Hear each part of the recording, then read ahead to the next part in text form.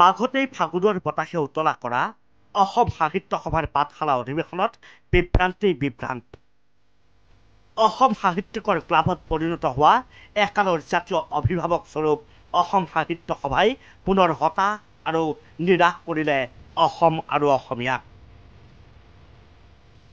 অসম সাহিত্য সভা আৰু বিতৰ্ক যেন এটা মুদ্ৰাৰ ইপিঠি সিপিঠি। ইয়াৰ ব্যতিক্ৰম নহয় সপ্ততিতম দ্বিবাৰ্ষিক পাঠশালা অধিৱেশনো। প্ৰথমে আহো সভাৰ বঁটাৰ প্ৰসংগলৈ। সাহিত্য বঁটাৰ নামত সভাৰ অসাহিত্যিক কাণ্ডাৰীগণৰ চৰম বহুৱালি। বিশিষ্ট সাহিত্যিক চন্দনা পাঠকলৈ আগবঢ়োৱা হ'ল শিশু সাহিত্যিক বঁটা। পান্থশালা গ্ৰন্থৰ বাবে নকুল চন্দ্ৰ সভাপণ্ডিত সোঁৱৰণী বঁটাৰ বাবে নিৰ্বাচিত হৈছিল চন্দনা পাঠক। কিন্তু আৱেগজনক কথাটো হ'ল পান্থশালা কোনো ধৰণৰ শিশু গ্ৰন্থই নহয়, এখন চিৰিয়াছ উপন্যাসহে। সভাৰ প্ৰতি ক্ষোভেৰে বঁটা প্ৰত্যাখ্যান চন্দনা পাঠকৰ। পান্থশালাটো অসমত এখনেই কিতাপ আছে, সেইখন মোৰেই কিতাপ হয়, মোৰ উপন্যাস হয়। উপন্যাসখন এখন দাৰ্শনিক উপন্যাস হয়। শিশু সাহিত্যত সেইখন পৰিবই নোৱাৰে। এই বঁটাটো শিশু সাহিত্যৰ কাৰণে কিন্তু দিয়া হ'ল পান্থশালাৰ দৰে এখন নভেলক, য'ত এগৰাকী মূল চৰিত্ৰটো হৈছে এগৰাকী প্ৰষ্টিটিউট। তাৰমানে এইটো বুজালে নেকি তেওঁলোকে নপঢ়াকৈ কিতাপ এখনক বঁটা দি দিলে। এই ক্ষেত্ৰত শূন্যত গদা ঘূৰাই চাফাই বিদায়ী প্ৰধান সম্পাদক উপেন্দ্ৰজিৎ শৰ্মাৰ। চন্দনা পাঠক বাৰে বাৰে স্পষ্টীকৰণ দিছোঁ যে আমি প্ৰথমবাৰৰ বাবে আগৰ আপোনালোকে তালিকা দেখুৱাওক যদি তেনেকৈ বঁটাৰ সম্পৰ্কত যদি ৰাজহুৱাভাৱে তেনেকৈ আহ্বান জনাইছিল যে কোনটো বঁটা কিটো কেটেগৰীৰ সেইটো সম্পৰ্কে আমি ৰাজহুৱাভাৱে আমি প্ৰেছ বিজ্ঞপ্তি আমি দিছিলোঁ। গতিকে তাত যেতিয়া বঁটাবিলাকৰ ঘোষণা যেতিয়া ছপা হৈছিল, ছপা হওঁতে পাণ্ডুলিপিৰ বঁটাটো আহি মানে আমাৰ পান্থশালাত, আমাৰ চন্দনা পাঠকৰ পান্থশালাত সোমাল, আৰু য'ত আমাৰ গিৰিধৰ শৰ্মাৰ বঁটাটো তাতে বেলেগকৈ সোমাল। তাত তেওঁলোকে সাধাৰণতে আপোনালোকে জানে, আপোনালোকে প্ৰত্যেকে কম্পিউটাৰ আদিৰ লগত জড়িত, কেতিয়াবা কপি পেজ এনেকুৱা কৰি কৰে আৰু বাৰে বাৰে কৈছে যে কম্পিউটাৰৰ বিসংগতি বা মানুহক লগ পোৱা নাযায়, দৌৰা দৌৰি ইটোৰ পৰা তাত যাব লাগে, কেতিয়াবা হোৱাটছআপেৰে কেতিয়াবা কোনোবা মানুহক পঠায়। তেনেকুৱা কৰি থাকোঁতে আজি দেখিছে 7খন মঞ্চত মই এগৰাকী প্ৰধান সম্পাদকে তেনেকৈ দৌৰি ফুৰিছোঁ। গতিকে তাত কেতিয়াবা বিসংগতি হৈছে, মই বাৰে বাৰে কৈছোঁ এইটো নহয়, হয় সাধাৰণ ভুল থাকিব। গতিকে আমি বাৰে বাৰে চন্দনা পাঠকে গিৰিধৰ শৰ্মা সোঁৱৰণী বঁটা পাইছে, এটা প্ৰেষ্টিজিয়াছ বঁটা, আৰু যিটো আমাৰ নকুল চন্দ্ৰ সভাপণ্ডিত সোঁৱৰণী পাণ্ডুলিপি তাত মুন্মী ভট্টাচাৰ্যৰ মানে জাতিংগাৰ চুনচুনিহঁত সেই পাণ্ডুলিপিটোৰ কাৰণে লাভ কৰিছে। এইবাৰ আহোঁ শ্ৰেষ্ঠ উপন্যাসৰ প্ৰসংগলৈ। শ্ৰেষ্ঠ উপন্যাস হিচাপে নিৰ্বাচিত কৰা হ'ল অপৰাজিতা পূজাৰীৰ মদাৰ ফুলৰ জুই চলচ্চিত্ৰ কথা শীৰ্ষক গ্ৰন্থখন।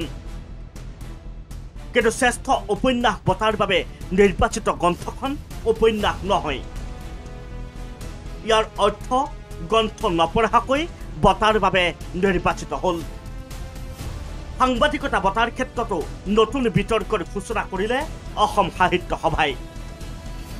দুটা পৰ্যায়ত মুঠ 64জনকৈ সাংবাদিকলৈ আগবঢ়োৱা হ'ল নিষ্ঠাবান সাংবাদিক বঁটা। কিন্তু নিষ্ঠাবান শব্দটোক কেন্দ্ৰ কৰি ৰাজ্যজুৰি সৃষ্টি হৈছে বিতৰ্কৰ।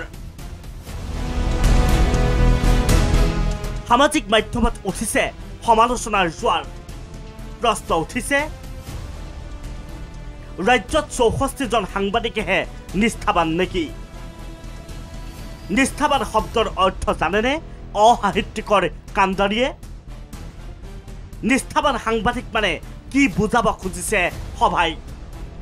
ৰাজ্যৰ আনসকল সাংবাদিকে কৰা নাই নেকি নিষ্ঠাৰে কাম? লক্ষণীয়ভাৱে সভাৰ এই বঁটা প্ৰত্যাখ্যান কৰিলে কেইবাজনো সাংবাদিকে।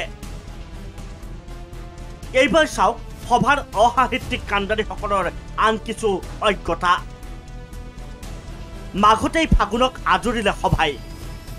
সাহিত্য একাডেমী বঁটা লাভ নকৰাকৈ ফণীন্দ্ৰ কুমাৰ দেৱচৌধুৰীক সাহিত্য একাডেমী বঁটা প্ৰাপক ঘোষণা অসম সাহিত্য সভাৰ।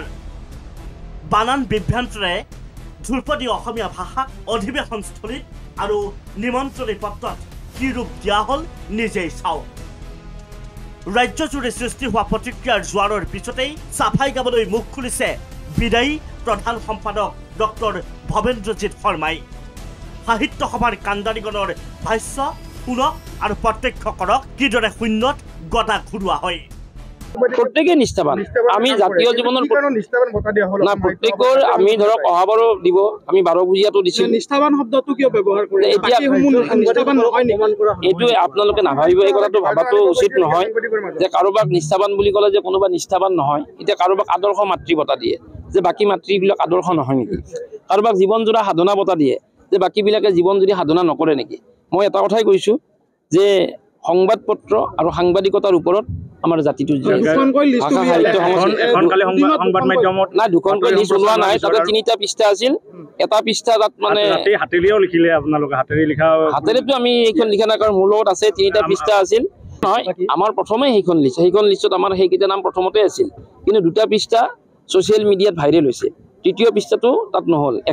আপুনি নিজে কৈছিলে কিন্তু সংবাদ মাধ্যমত সেইখন পৃষ্ঠা দিয়া নাছিলে। নহয়, তাত আমাৰ মই কৈছোঁ যে আমাৰ যিটো কাৰিকৰী যান্ত্ৰিক বিজুতি বাৰে বাৰে কাৰেণ্ট গৈছে, গোটেই কম্পিউটাৰ ব্যৱস্থাটো নিষ্ঠাবান শব্দটো মই কথাটো কৈছোঁ যে এই নিষ্ঠাবান শব্দটোৰ লগত মই জড়িত নহয়। প্ৰধান সম্পাদক হিচাপে আপুনি উত্তৰটো দিব লাগে যে কোনে লিষ্টখন বনাইছে। লিষ্টখন আমি সামূহিকভাৱে কৰিছোঁ, আমি আলোচনা কৰিছোঁ। গতিকে সেই শব্দটোৰ যেতিয়া ধৰক মই ক'লোৱে যে আমাৰ প্ৰচাৰ উপ সমিতি এখন আছে, আমাৰ বিভিন্ন আমি হাউচৰ লগত অসম সাহিত্য সভাৰ একাংশ কাম কাজ সন্দৰ্ভত কঠোৰ দৃষ্টিভংগীত ডক্টৰ বসন্ত কুমাৰ গোস্বামী এইবাৰ সভাপতিৰ আসনত। কিন্তু গোস্বামীয়ে পাৰিবনে সংস্কাৰ সাধিব নে এনেদৰেই অব্যাহত থাকিব অসম সাহিত্য সভাৰ মৃত্যুমুখী যাত্ৰা? News desk. अन्नपूर्णा काव घी देश के हर एक खाने को लजीज बनाता है।